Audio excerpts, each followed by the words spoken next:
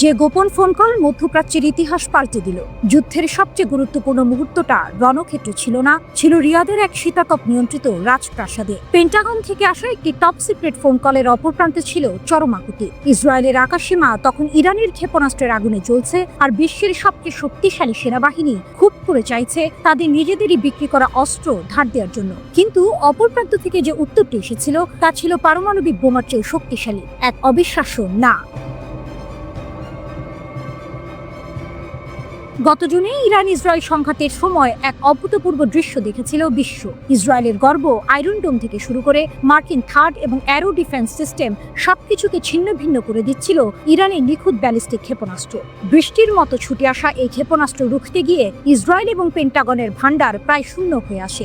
মার্কিন রণতরী থেকে ছোড়া SM-3 মিসাইলও এই আগুনের বৃষ্টি থামাতে পারছিল না। ঠিক তখনই চরম হতাশার মুহূর্তে যুক্তরাষ্ট্র তার পুরনো মিত্র সৌদি আরবের দ্বারস্থ হয়। অনুরোধ ছিল সহজ, ইসরায়েলকে বাঁচাতে আপনাদের হাতে থাকা মার্কিন প্যাট্রিয়ট মিসাইল ডিফেন্স সিস্টেমগুলো ধার দিয়ে। যুক্তরাষ্ট্র বোঝানোর চেষ্টা করে ইরান শুধু ইসরায়েল নয়, সৌদি আরবের জন্য হুমকি। কিন্তু রিয়াদ সেই অনুরোধে কর্ণপাত করেনি। সৌদি আরবের এই না কোনো আবেগপ্রসূত সিদ্ধান্ত ছিল না, ছিল বরফ শীতল এক হিসাবের ফল। প্রথমবারের মতো সৌদি শাসকরা নিজের চোখে দেখেছিল মার্কিন যুক্তরাষ্ট্রের দেয়া নিরাপত্তা প্রতিশ্রুতির দেয়াল কতটা ঠুনকো। তারা দেখছিল যে ইসরায়েলকে অপ্রতিরোধ ভাবা হতো ইরানের বুদ্ধিদীপ্ত কৌশলের সামনে তার প্রযুক্তিগত অহংকার চূর্ণ বিচূর্ণ হয়ে যাচ্ছে। ইরান কেবল ক্ষেপণাস্ত্র ছুটছিল না, তারা যুক্তরাষ্ট্র ও ইসরায়েলের প্রতিরক্ষা ব্যবস্থার দুর্বলতাকে কাজে লাগিয়ে এমন পরিমাণে হামলা চালাচ্ছিল যা প্রতিরোধ করা অসম্ভব হয়ে পড়েছিল। সৌদি আরব বুঝতে পেরেছিল আজ যদি তারা ইসরায়েলকে বাঁচাতে নিজেদের অস্ত্র তুলে দেয়, তাহলে কাল ইরানের পরবর্তী লক্ষ্যবস্তু হবে রিয়াদ, এবং তাদের রক্ষা করার মতো কেউ থাকবে না। এই একটি ঘটনাই ওয়াশিংটনের প্রতি তাদের বিশ্বাসের কফিনে শেষ পেরেক ঠুকে দেয়। শুধু সৌদি আরব নয়, সংযুক্ত আরব আমিরাতও একই পথ অনুসরণ করে।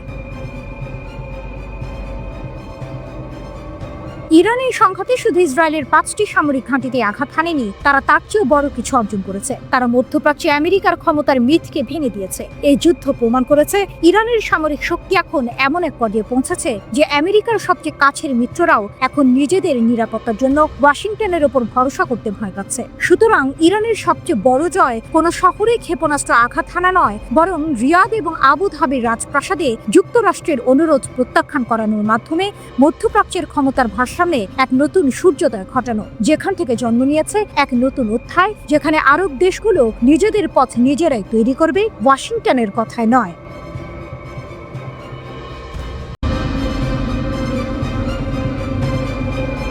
ফাতা 2 ইসরায়েলের জন্য চ্যালেঞ্জ।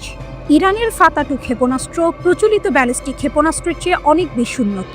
এর প্রধান বৈশিষ্ট্য হলো এটি উড়ার সময় দিক পরিবর্তন করতে পারে, যা এটিকে ইসরায়েলের ক্ষেপণাস্ত্র প্রতিরক্ষা ব্যবস্থার জন্য অত্যন্ত কঠিন একটি লক্ষ্যে পরিণত করেছে। ফাতা 2 এর বিশেষত্ব কি? ফাতা 2 এর উড্ডয়ন প্রক্রিয়া কয়েকটি ধাপে সম্পন্ন হয়। বুস্টার বিচ্ছিন্নকরণ। প্রথমে বুস্টার রকেট আলাদা হয়ে যায় এবং ওয়ারহেড বহনকারী গ্লাইড ভেহিকল স্বাধীনভাবে উঠতে শুরু করে। বায়ুমণ্ডলে পুনঃপ্রবেশ। প্রচণ্ড গতিতে বায়ুমণ্ডলে পুনঃপ্রবেশের সময় গ্লাইড ভেহিকল তার বায়ুগতীয় নকশা এবং ছোট তরল জ্বালানি ইঞ্জিন ব্যবহার করে অপ্রত্যাশিতভাবে ম্যানুভার করে। এটি সাধারণত ভূপৃষ্ঠ থেকে 12 থেকে 30 কিলোমিটার উপরে উঠে লক্ষ্যের দিকে অগ্রগমন। যখন এটি লক্ষ্যের কাছাকাছি আসে, তখন এটি আরও নিচু অবস্থায় নেমে আসে এবং ম্যাক 5 এর বেশি গতিতে তীক্ষ্ণ ও এড়িয়ে যাওয়ার মতো ম্যানুভার করে। এই গতি, তৎপরতা এবং পরিবর্তনশীল উড়ন্ত পথ ফাতা 2-কে ট্র্যাক করা বা ইন্টারসেপ্ট করা অত্যন্ত কঠিন করে তোলে। প্রচলিত ব্যালিস্টিক ক্ষেপণাস্ত্রগুলো একটি নির্দিষ্ট প্যারাবোলিক গতিপথ অনুসরণ করে, কিন্তু ফাতা 2 এই প্যাটার্ন ভেঙে দেয়। এটি হাইড্রোসাইন ফুয়েল দ্বারা চালিত। বায়ুগতীয় নিয়ন্ত্রণ পৃষ্ঠতল এবং একটি মুভেবল নজল ব্যবহার করে বায়ুমণ্ডলের মধ্য দিয়ে গ্লাইড করার সময় তার গতিপথ পরিবর্তন করে। ইসরায়েলের আকাশে ড্রাগন টেল দেখার কারণ এটি। এই ক্রমাগত এবং অপ্রত্যাশিত গতিপথ পরিবর্তন ক্ষেপণাস্ত্রটিকে ট্র্যাক করা অত্যন্ত কঠিন করে তোলে। এর অস্থির উড়ন্ত পথ রাডার সিস্টেমকে বিভ্রান্ত করে এবং টার্গেটিং অ্যালগরিদমকে হতবাক করে দেয়, যা আরও প্রচলিত স্থিতিশীল গতিপথ পরিচালনার জন্য ডিজাইন করা হয়েছিল। ফাতা 2 এর মূল অংশ হলো একটি গোলাকার সলিড ফুয়েল ইঞ্জিন। এটি পুনঃপ্রবেশের সময় সুনির্দিষ্ট স্টিয়ারিং এবং নিয়ন্ত্রিত ত্বরণ নিশ্চিত করে। ইরানি কর্মকর্তারা দাবি করেছেন ফাতা-2 এর রাডার এড়ানোর ক্ষমতা রয়েছে, যা সম্ভবত স্টিলথ প্রযুক্তির ইঙ্গিত দেয়। ইরান আরও দাবি করেছে যে ফাতা-2 12 দিনের যুদ্ধে ইসরায়েলি বিমান প্রতিরক্ষা ব্যবস্থা ভেদ করে সামরিক গোয়েন্দা সংস্থা এবং তেল আবিবের ইসরায়েলি বিমান প্রতিরক্ষা সদর দফতর সহ উচ্চমূল্যের লক্ষ্যবস্তুতে আঘাত হেনেছে। ইসরায়েলের প্রতিরক্ষা ব্যবস্থার ব্যর্থতা। ইসরায়েলের আয়রন ডোম, ডেভিডের স্লিং এবং অ্যারো অ্যান্টি ব্যালিস্টিক মিসাইল সিস্টেমের মতো একটি বহুস্তরীয় ক্ষেপণাস্ত্র প্রতিরক্ষা ব্যবস্থা রয়েছে। তবে ফাতা-2 এর মতো হাইপারসোনিক ক্ষেপণাস্ত্রগুলো এই ব্যবস্থার জন্য একটি বড় চ্যালেঞ্জ তৈরি করেছে। আয়রন ডোম 40 মাইল পর্যন্ত পাল্লার লক্ষ্যবস্তু মোকাবিলা করতে পারে। ডেভিডের স্লিং 180 মাইল পর্যন্ত ব্যালিস্টিক ক্ষেপণাস্ত্র ইন্টারসেপ্ট করতে পারে। অ্যারো সিস্টেম 1500 মাইল পর্যন্ত হুমকি মোকাবিলা করতে পারে। তবে ফাতা-2 এর গ্লাইড ভেহিকল বিচ্ছিন্ন হওয়ার পর একাধিকবার গতিপথ পরিবর্তন করার ক্ষমতা অ্যারো ক্ষেপণাস্ত্রকে বিভ্রান্ত করেছে। এই ম্যানিভার ডেভিডের স্লিং এবং আয়রন ডোম সিস্টেমকেও বাইপাস করেছে, যা ফাত্তা মডেলের মতো হাইপারসোনিক ক্ষেপণাস্ত্রের বিরুদ্ধে কাজ করার জন্য ডিজাইন করা হয়নি। ইরান প্রায় 100টি ক্ষেপণাস্ত্র, ড্রোন এবং ক্রুজ ক্ষেপণাস্ত্র একসঙ্গে ব্যবহার করে ইসরায়েলি বিমান প্রতিরক্ষা ব্যবস্থাকে অতিরিক্ত চাপ সৃষ্টি করে। এরপরই ফাতা ক্ষেপণাস্ত্রগুলো নিক্ষেপ করা হয়। যদিও অ্যারো মিসাইল প্রতিরক্ষা ব্যবস্থা ইসরায়েলে পৌঁছানোর আগে অনেক ক্ষেপণাস্ত্র সফলভাবে ইন্টারসেপ্ট করেছে, তবুও অনেকগুলো ক্ষেপণাস্ত্র ইসরায়েলের আকাশ প্রতিরক্ষা ব্যবস্থার বাধা এড়িয়ে যায়।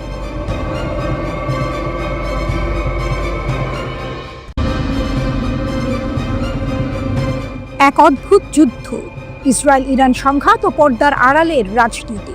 13 জুন 2025 ভোর 3টা। 200 এরও বেশি ইসরায়েলি যুদ্ধবিমান প্রবেশ করল ইরানের আকাশ সীমায়। তাদের লক্ষ্য ছিল 100টিরও বেশি পারমাণবিক, সামরিক এবং অবকাঠামো লক্ষ্যবস্তু। এটি ছিল একটি সমন্বিত হামলা। এরপরের 12 দিনের যুদ্ধকে কেউ কেউ বলছেন ইতিহাসের সবচেয়ে অদ্ভুত যুদ্ধ, কারণ এই যুদ্ধের 3 প্রধান পক্ষ, ইরান, ইসরায়েল ও মার্কিন যুক্তরাষ্ট্র, প্রত্যেকেই নিজেদের বিজয় দাবি করেছে।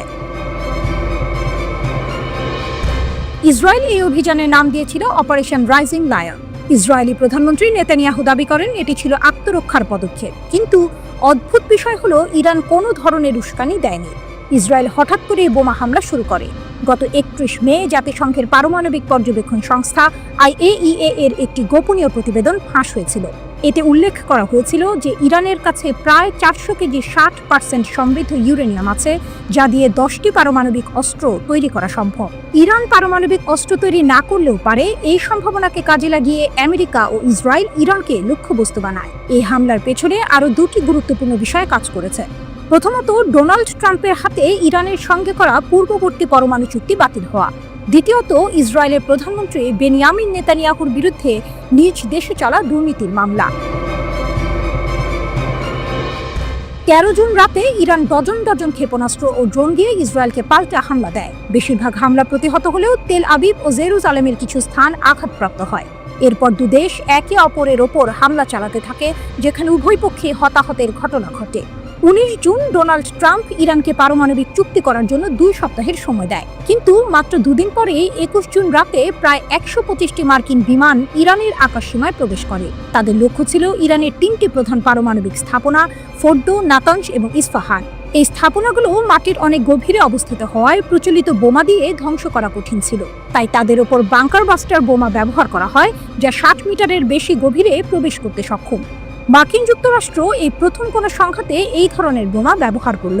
এই মিশনে ব্যবহৃত B-2 স্টেলথ বোমার বিমানটি 35 ঘন্টা উড়ে এই হামলা চালায়। ইস্পাহান পরমাণু কেন্দ্রকে লক্ষ্য করে সাবমেরিন থেকে টমাহক ক্ষেপণাস্ত্র নিক্ষেপ করা হয়েছিল।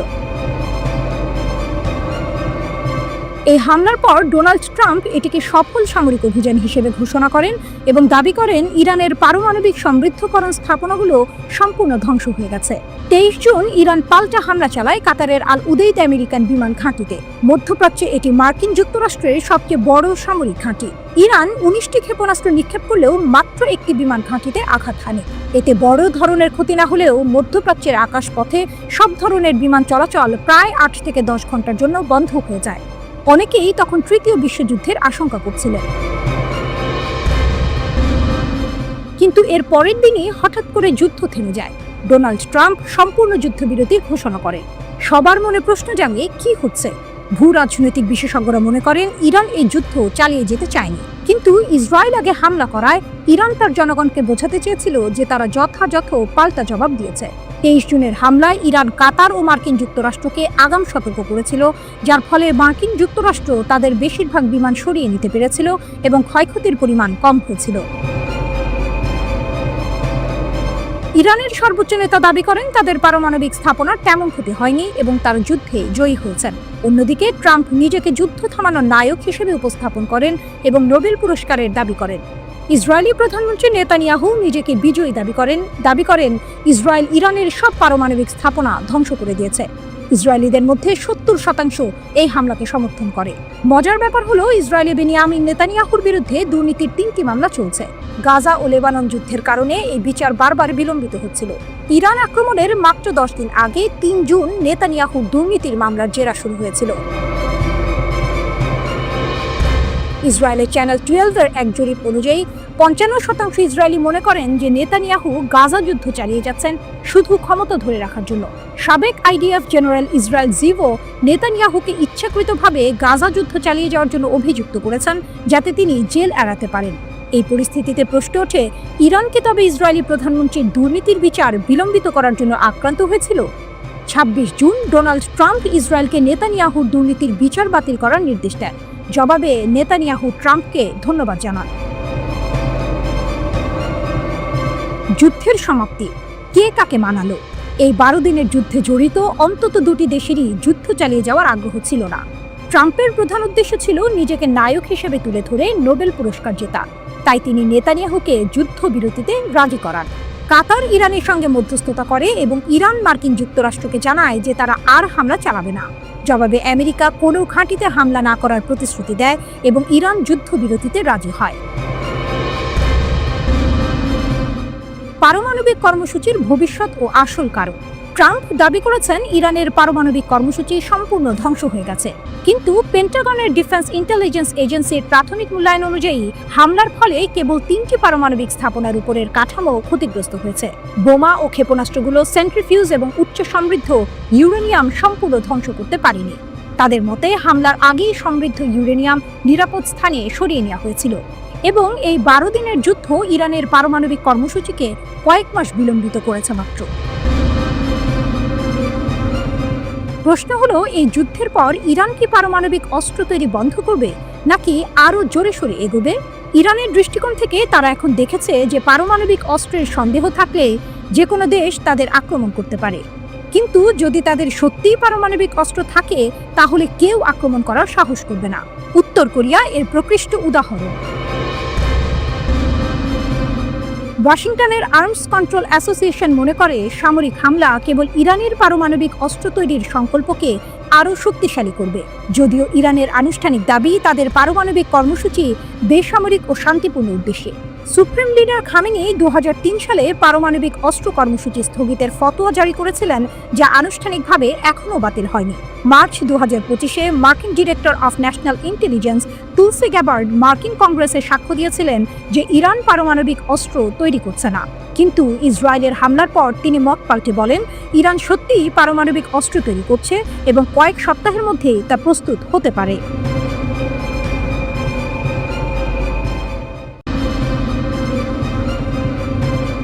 ইরানের সঙ্গে ইসরায়েলের মাত্র 12 দিনের সংঘাত, কিন্তু এই সময়টাতেই মার্কিন যুক্তরাষ্ট্রের অত্যাধুনিক terminal high altitude area defence বা থার্ড ক্ষেপণাস্ত্রের মজুদ মারাত্মকভাবে কমে গেছে। আমেরিকান গণমাধ্যম আর প্রতিরক্ষা বিশ্লেষকরা বলছেন ইসরায়েলকে বাঁচাতে গিয়ে যুক্তরাষ্ট্রের প্রায় $1.5 বিলিয়ন মূল্যের ক্ষেপণাস্ত্র ধোঁয়ায় মিশে গেছে।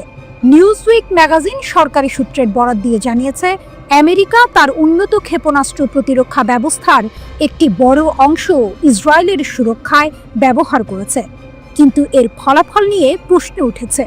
শুধু তাই নয়, যুক্তরাষ্ট্রের নিজেদের কৌশলগত মজুদের ওপর এর মারাত্মক প্রভাব পড়েছে।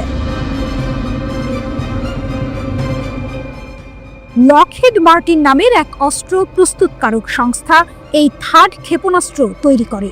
এটি ইসরায়েলের প্রতিরক্ষা ব্যবস্থার একটি গুরুত্বপূর্ণ অংশ, যা ইরান ও ইয়েমেন থেকে আসা মধ্যম পাল্লার ব্যালিস্টিক ক্ষেপণাস্ত্র আটকাতে সক্ষম। এই ব্যবস্থা পৃথিবীর বায়ুমণ্ডলের ভেতরে বা বাইরে উভয় স্থানেই স্বল্প, মধ্যম ও মাঝারি পাল্লার ব্যালিস্টিক ক্ষেপণাস্ত্রকে লক্ষ্যবস্তু করতে পারে। থার্ড হিট টু কিল পদ্ধতি ব্যবহার করে, অর্থাৎ এটি কোনো বিস্ফোরক ওয়ারহেড ছাড়াই কেবল গতিশক্তির মাধ্যমে ক্ষেপণাস্ত্রকে ধ্বংস করে। এটি 150 কিলোমিটার পর্যন্ত উচ্চতায় এবং 150 থেকে 200 কিলোমিটার পাল্লার মধ্যে ক্ষেপণাস্ত্র আটকাতে পারে। 8টি ব্যাটারি, প্রায় 400 ক্ষেপণাস্ত্র। মার্কিন সামরিক বাহিনী 8টি থার্ড ব্যাটারি পরিচালনা করে, যেখানে মোট প্রায় 350 থেকে 400টি ইন্টারসেপ্টর ক্ষেপণাস্ত্র থাকে। 8ম ব্যাটারিটি 20 জুন ইরানের বিরুদ্ধে ইসরায়েলি আগ্রাসনের সময় সক্রিয় করা হয়েছিল এবং এটি হাইপারসনিক ক্ষেপণাস্ত্র প্রতিরোধ করতে সক্ষম। 2025 সালের জুনে ইরানের সাথে সংঘর্ষের সময় এই মার্কিন পরিচালিত সিস্টেমগুলো গুরুত্বপূর্ণ ভূমিকা পালন করে, যদিও তাদের সঠিক অবস্থান গোপন রাখা হয়েছে। প্রতিটি থার্ড ব্যাটারিতে সাধারণত 6টি ট্রাক মাউন্টেড লঞ্চার থাকে, যার প্রতিটিতে 8টি ইন্টারসেপ্টর মিসাইল থাকে, অর্থাৎ একটি ব্যাটারিতে মোট 48টি ইন্টারসেপ্টর থাকে। বিশ্বের সবচেয়ে উন্নত ক্ষেপণাস্ত্র প্রতিরক্ষা ব্যবস্থা হওয়া সত্ত্বেও ইয়েমেনি ব্যালিস্টিক ক্ষেপণাস্ত্র হামলার বিরুদ্ধে থার্ড এর কার্যকারিতা মিশ্র ছিল। কিছু বাধা সফল হলেও গুরুত্বপূর্ণ ব্যর্থতাও ঘটেছে। 2025 সালের মার্চ মাসের শেষ পর্যন্ত 6টি ইয়েমেনি ক্ষেপণাস্ত্র সফলভাবে আটকানোর খবর পাওয়া গেছে, কিন্তু 4 ও 9 মে থার্ড বেনগুরিয়ন বিমানবন্দর লক্ষ্য করে আসা ক্ষেপণাস্ত্র আটকাতে ব্যর্থ হয়। থার্ড ও অ্যারো উভয় সিস্টেমের কার্যকারিতা নিয়ে মার্কিন ও ইসরায়েলি কর্মকর্তারা দাবি করলেও ইয়েমেন প্রতিশোধমূলক অভিযানের অংশ হিসেবে বেনগুরিয়ন বিমানবন্দরকে লক্ষ্যবস্তু করেই চলেছে। চলমান হুমকি এবং দুর্বলতার কারণে প্রায় সব আন্তর্জাতিক বিমান সংস্থা ইসরায়েলের ফ্লাইট স্থগিত করেছে। ইরানের ক্ষেপণাস্ত্র হামলায় ব্যর্থতা। ইরানের বিরুদ্ধে 12 দিনের যুদ্ধের সময় থার্ড এর কার্যকারিতা উল্লেখযোগ্যভাবে খারাপ হয়। এর মূল কারণ ছিল এর কম বাধাদান হার এবং মার্কিন ও ইসরায়েলি ইন্টারসেপ্টর মজুদের দ্রুত হ্রাস। আগ্রাসনের আগে অধিকৃত ফিলিস্তিনি অঞ্চলে প্রায় 100টি থার্ড ইন্টারসেপ্টর ক্ষেপণাস্ত্র মোতায়েন করা হয়েছিল, কিন্তু ইরান প্রতিশোধমূলক অভিযানে 370 থেকে 500টি ব্যালিস্টিক ক্ষেপণাস্ত্র নিক্ষেপ করে, যা থার্ডের উপলব্ধ ক্ষমতার চেয়ে অনেক বেশি ছিল। যুদ্ধের প্রথম দিকে ইরান ইচ্ছাকৃতভাবে শত্রুর বিমান প্রতিরক্ষা ব্যবস্থা শেষ করার জন্য পুরনো তরল জ্বালানিযুক্ত ব্যালিস্টিক ক্ষেপণাস্ত্র ব্যবহার করে। ইসরায়েলের ইন্টারসেপ্টর সরবরাহ যখন উল্লেখযোগ্যভাবে কমে যায়, তখনই তারা আরও উন্নত ও কৌশলগত ক্ষেপণাস্ত্র ব্যবহার করে। জর্ডানের আলোকচিত্রী জায়েদ এম আল আব্বাসির একটি ওপেন সোর্স বিশ্লেষণ অনুমান করেছে যে ইসরায়েল 20টিরও বেশি ইরানি ক্ষেপণাস্ত্র ব্যারেজের মধ্যে মাত্র একটিতে 39টি থার্ড, 34টি অ্যারো 3 এবং 9টি অ্যারো 2 ইন্টারসেপ্টর ব্যবহার করেছে।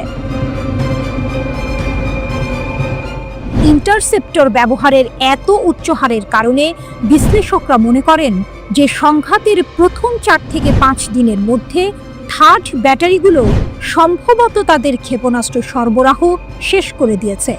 ইসরায়েলি সংবাদ মাধ্যম হারেজ ইসরায়েলি সামরিক সূত্রের বরাত দিয়ে জানিয়েছে যে প্রায় 200টি আমেরিকান এবং ইসরায়েলি ইন্টারসেপ্টর ক্ষেপণাস্ত্র উৎক্ষেপণ করা হয়েছে, যার আনুমানিক ব্যয় 5 বিলিয়ন শেকেল, প্রায় $1.5 বিলিয়ন।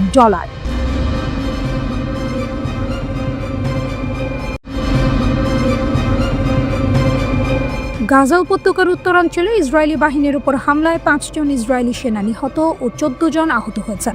আহতদের মধ্যে 2 জনের অবস্থা গুরুতর। এই ঘটনাটি ঘটেছে বেইত হানুন শহরে, যখন ইসরায়েলি সামরিক বাহিনীর নেৎজা ইহুদা ব্যাটালিয়নের পদাতিক সৈন্যরা পায়ে হেঁটে অভিযান চালাচ্ছিল। হঠাৎ রাস্তার পাশে পুঁতে রাখা একটি বোমা বিস্ফোরিত হয় এবং সেনারা এর আঘাতে হতাহত হয়।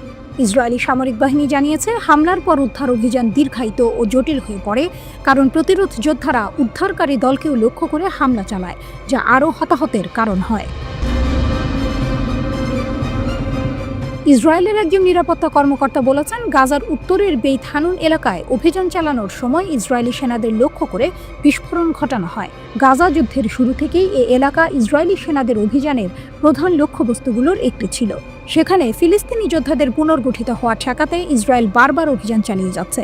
নাম প্রকাশ না করার শর্তে ওই কর্মকর্তা আরও বলেন, ইসরায়েলি সেনাদের লক্ষ্য করে গুলিও ছোড়া হয়েছে। হামলায় 2 সেনা গুরুতর আহত হয়েছেন বলে জানিয়েছে ইসরায়েলি সেনাবাহিনী। গাজায় ইসরায়েল তাণ্ডব শুরু করার পর এ নিয়ে এই উপত্যকায় 888 ইসরায়েলি সেনা নিহত হলেন। এই হামলার প্রশংসা করে হামাসের সামরিক শাখা আল কাসাম ব্রিগেডের মুখপাত্র আবু ওবায়দা বলেছেন, এই অভিযান দখলদার বাহিনীর উপর একটি বড় আঘাত। তিনি ইসরায়েলি বাহিনীকে সতর্ক করে বলেছেন, গাজায় তাদের উপস্থিতি তাদের জন্য আরও ক্ষতি ডেকে আনবে। আবু ওবায়দা জোর দিয়ে বলেছেন, গাজার ভেতরে ইসরায়েলি বাহিনীর অবস্থান টিকিয়ে রাখা নেতানিয়াহুর জন্য সবচেয়ে বোকামিপূর্ণ সিদ্ধান্ত হবে। তার মতে, ফিলিস্তিনিদের দৃঢ়তা ও সাহসী যুদ্ধের সমীকরণ নির্ধারণ করছে ইসরায়েলের সামরিক শক্তি নয়। তিনি ভবিষ্যৎবাণী করেছেন, পরে এটি ব্যর্থ হতে পারে এবং অতিরিক্ত বন্দী আমাদের হাতে চলে যাবে। এই ঘটনাটি এমন এক সময় ঘটল যখন গত সপ্তাহে ইসলামিক জিহাদের সশস্ত্র শাখা আল কুদস ব্রিগেড ঘোষণা করেছিল যে তারা উত্তর গাজায় এক হামলায় 40 জনেরও বেশি ইসরায়েলি সেনাকে হত্যা বা আহত করেছে। সেই হামলাটি গাজা শহরের সুজাইয়া পাড়ায় হয়েছিল এবং সেখানে আবাসিক ভবনের ভেতরে লুকিয়ে থাকা ইসরায়েলি বাহিনীকে লক্ষ্যবস্তু করা হয়েছিল। এই দুটি ঘটনায় ফিলিস্তিনি প্রতিরোধের ক্রমবর্ধমান শক্তি এবং ইসরায়েলি বাহিনীর জন্য গাজায় অভিযান কতটা বিপজ্জনক হয়ে উঠছে তা প্রমাণ করে। উল্লেখ্য, 2023 সালের অক্টোবরে ইসরায়েল ফিলিস্তিনি প্রতিরোধের একটি বীরত্বপূর্ণ অভিযানের প্রতিক্রিয়ায় গাজায় এক ভয়াবহ যুদ্ধ শুরু করে। এই নৃশংস সামরিক হামলায় এ পর্যন্ত 57,500 জনেরও বেশি ফিলিস্তিনি নিহত হয়েছেন, যাদের বেশিরভাগই নারী ও শিশু।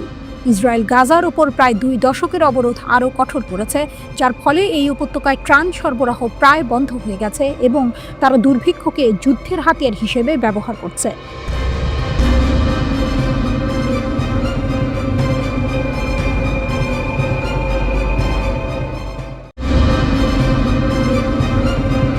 লোহিত সাগরে ইসরায়েল সংশ্লিষ্ট জাহাজ ডুবিয়ে দিল ইয়েমেনের সশস্ত্র বাহিনী, উত্তেজনা তুঙ্গে। রিপোর্ট আল মায়াদিনের। লোহিত সাগরে নতুন করে উত্তেজনা ছড়িয়েছে। ইয়েমেনের সশস্ত্র বাহিনী ঘোষণা করেছে তারা ম্যাজিক সিস নামের একটি ইসরায়েল সংশ্লিষ্ট জাহাজকে সফলভাবে ডুবিয়ে দিয়েছে। এটি লোহিত সাগরে ইসরায়েলি স্বার্থের ওপর ইয়েমেনের একটি বড় আঘাত।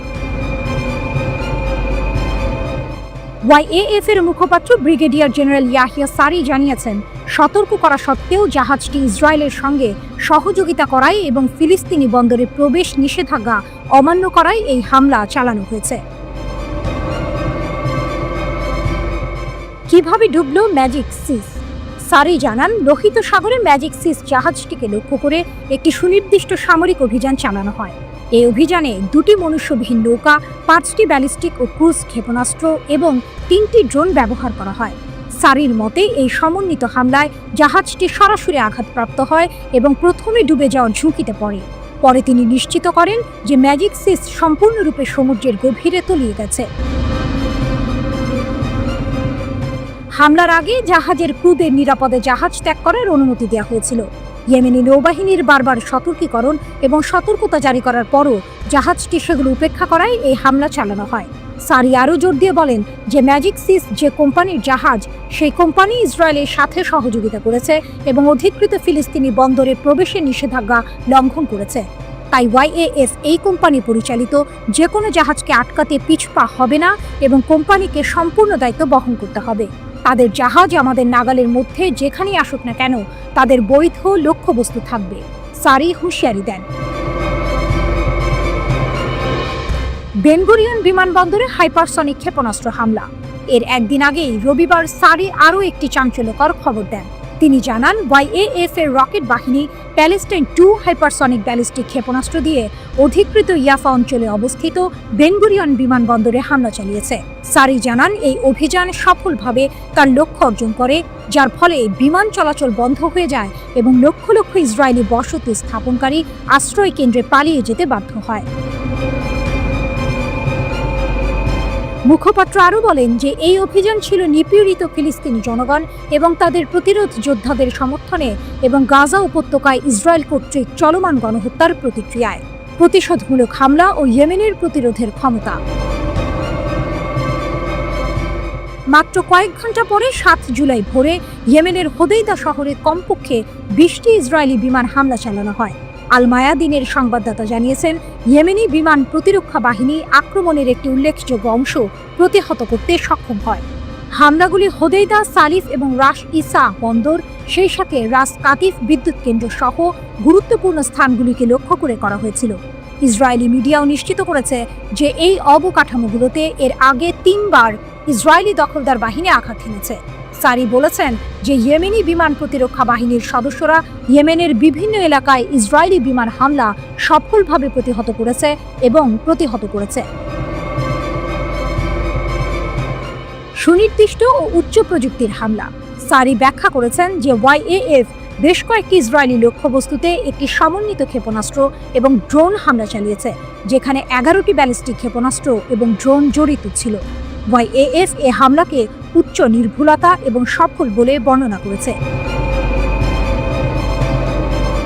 একটি ইয়েমেনি প্যালেস্টাইন 2 হাইপারসনিক ক্ষেপণাস্ত্র বেন গুরিয়ন বিমানবন্দরকে লক্ষ্য করে হামলা চালায়, যখন অতিরিক্ত হাইপারসনিক ক্ষেপণাস্ত্র ইদুত বন্দর এবং অধিকৃত আসকালানের বিদ্যুৎ কেন্দ্রে আঘাত করে। এছাড়া উম্মে আল রাশরাস বন্দর বা ইলাত আক্রমণ করার জন্য 8টি ড্রোন মোতায়েন করা হয়েছিল। সারি জানান, সমস্ত ক্ষেপণাস্ত্র এবং ড্রোন তাদের লক্ষ্য সফলভাবে অর্জন করে এবং ইসরায়েলি ইন্টারসেপ্টর সিস্টেমগুলি কোনো আক্রমণকে নিষ্ক্রিয় করতে বাধ্য হয়।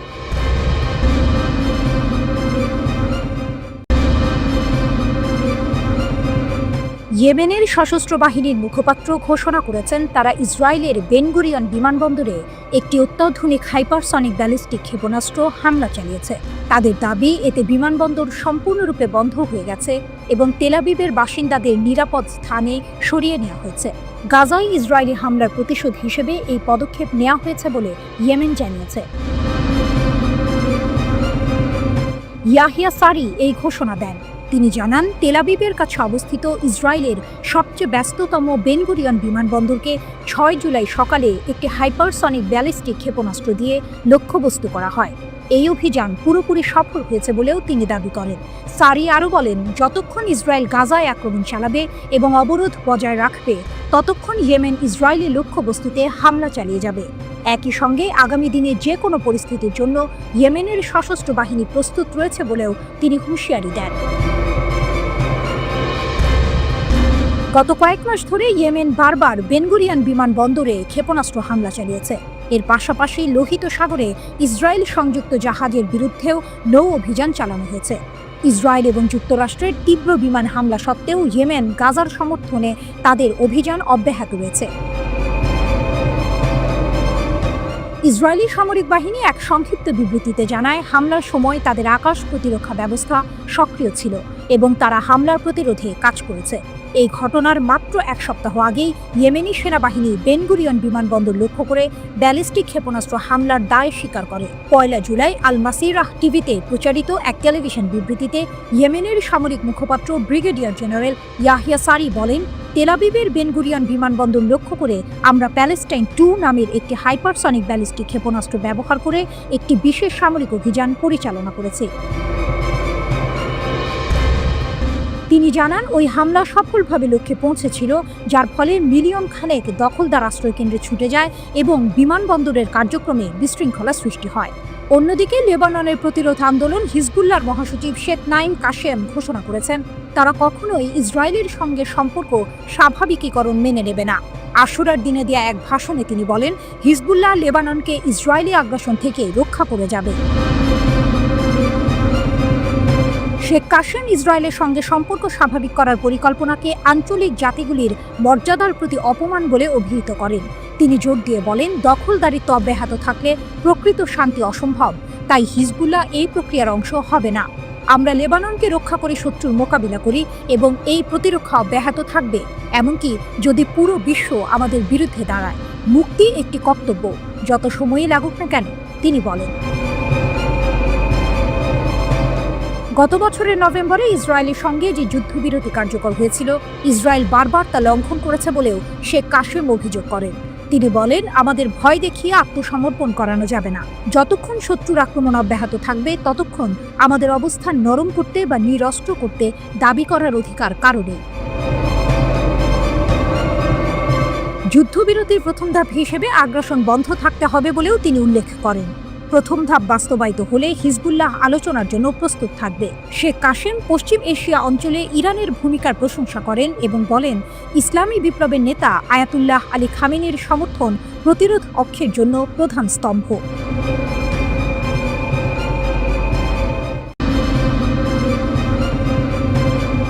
গাজায় রক্তক্ষয়ী সংঘর্ষ, ইসরায়েলি বাহিনীর ৩ সদস্য নিহত, প্রতিরোধের পাল্টা জবাব। গাজা উপত্যকায় রক্তক্ষয়ী সংঘর্ষ যেন থামছেই না। সর্বশেষ খবর অনুযায়ী দক্ষিণ ও উত্তর গাজায় প্রতিরোধ বাহিনীর অতর্কিত হামলায় ৩ ইসরায়েলি সৈন্য নিহত হয়েছেন। ইসরায়েলি দখলদার বাহিনীও এই হতাহতের ঘটনা নিশ্চিত করেছে, যা তাদের জন্য এক বড় ধাক্কা। উত্তর গাজায় ১ সেনা নিহত, তদন্ত চলছে। যুদ্ধক্ষেত্রে আরও ১ ইসরায়েলি সেনা মৃত্যু নিশ্চিত করেছে দখলদার বাহিনী। উত্তর গাজা উপত্যকায় যুদ্ধ সম্পর্কিত অপারেশনাল দুর্ঘটনার অজুহাত দিলেও জানা গেছে, নর্দার্ন ব্রিগেডের ১৯ বছর বয়সী কমব্যাট ইঞ্জিনিয়ারিং সৈনিক সার্জেন্ট ইয়ার এলিহেও রাতে প্রতিরোধ বাহিনীর হামলায় নিহত হয়েছেন। ইসরায়েলি সামরিক বাহিনী ঘটনার তদন্তের কথা বললেও প্রতিরোধের দাবি এর পেছনে বড় ভূমিকা রাখছে। খান ইউনিসে রকেটের আঘাতে ২ সেনার মৃত্যু। শুধু উত্তর গাজাই নয়, দক্ষিণ গাজার খান ইউনিসেও ইসরায়েলি বাহিনীর উপর নেমে এসেছে আঘাত। ইসরায়েলি গণমাধ্যম সূত্রের খবর, ট্যাঙ্ক বিরোধী রকেটের আঘাতে গোলানি ব্রিগেডের ২ সৈন্য নিহত হয়েছেন। গাজার প্রতিরোধ বাহিনী যে কতটা তৎপর তা এই ঘটনা থেকেই স্পষ্ট। গাজায় নিরাপত্তা ঘটনার ঘন ঘটা। গাজা উপত্যকা জুড়ে অন্তত ৪টি নিরাপত্তা ঘটনার খবর পাওয়া গেছে। এর মধ্যে ২টি বেইত হানুন এবং ১টি খান ইউনিসে ঘটেছে। চতুর্থ ঘটনাটি তদন্তাধীন। ইসরায়েলি গণমাধ্যম একটি খুবই কঠিন ঘটনার কথা উল্লেখ করেছে, যা সমাধান করতে ৫ ঘন্টা সময় লেগেছে। কিন্তু সামরিক মিডিয়া ব্ল্যাকআউটের কারণে বিস্তারিত জানা যায়নি। এতেই বোঝা যায় গাজার পরিস্থিতি কতটা জটিল এবং ইসরায়েলি বাহিনী কতটা চাপে আছে। প্রতিরোধ বাহিনীর পাল্টা জবাব, মর্টার হামলা ও ড্রোন আটক। এদিকে হামাসের সামরিক শাখা আল কাসাম ব্রিগেড দক্ষিণ গাজা উপত্যকার আল সাতার এলাকায় ইসরায়েলি দখলদার বাহিনীর ওপর মর্টার শেল হামলা চালিয়েছে। এই হামলার পর ইসরায়েলি গণমাধ্যম খান ইউনিসে খুবই কঠিন ঘটনা এবং হেলিকপ্টার থেকে প্রচণ্ড গুলিবর্ষণের খবর দিয়েছে। আল কাসাম ব্রিগেড নীর ইজাক এবং মিফতাহিমের বসতিগুলোতেও হামলা চালিয়েছে। ফিলিস্তিনি ইসলামিক জিহাদের সামরিক শাখা আল আকসা ব্রিগেড ও উত্তর খান ইউনিসের ৫ নম্বর স্ট্রিটে দখলদার সৈন্য ও যানবাহনের ওপর ভারী মর্টার হামলা চালিয়েছে। শুধু তাই নয়, তাদের যোদ্ধারা খান ইউনিসের ওপর গোয়েন্দা অভিযান চালানোর সময় একটি ইসরায়েলি ইভো ম্যাক্স ড্রোনও আটক করেছে। এটি নিঃসন্দেহে ইসরায়েলি বাহিনীর জন্য একটি বড় ধাক্কা, কারণ এর মাধ্যমে তাদের গোয়েন্দা তথ্য ফাঁস হওয়ার সম্ভাবনা রয়েছে। প্রতিরোধ অভিযান জোরদার, ইসরায়েলি জানে আঘাত। ফিলিস্তিনি প্রতিরোধ গোষ্ঠীগুলো গাজায় ইসরায়েলি যানবাহন লক্ষ্য করে একাধিক সফল অভিযান চালিয়েছে।